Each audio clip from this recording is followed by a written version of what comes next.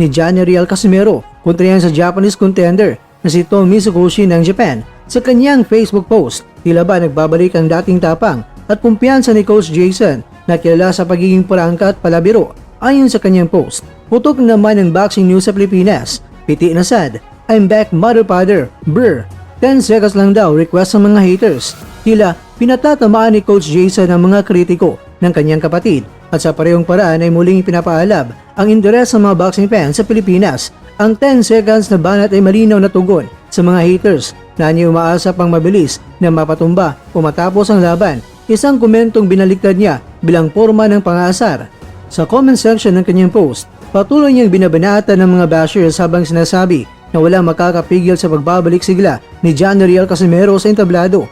Para kay Coach Jason, malinaw na ang laban kay Mizukoshi ay pagkakataon para ipakita na hindi basta-basta mawawala sa eksena ang dating world champion. Samantala, sa panig naman ng boxing fans, naging instant topic sa boxing groups ang nasabing post. Marami ang natuwa sa pagbabalik ng signature swagger ni Coach Jason na nagsisilbing dagdag kiliti at hype sa fight build-up. May namang nagbigay ng kani-kanilang mga prediksyon, hula at komento. Patunay na mataas pa rin ang interes ng mga Pinoy sa bawat galaw ng Casimero camp. Ang laban ni Casimero kontra kay Tomi Tsukushi ay nasang magiging matindi, lalo't parehong may pinaglalaban ng dalawang boksingero.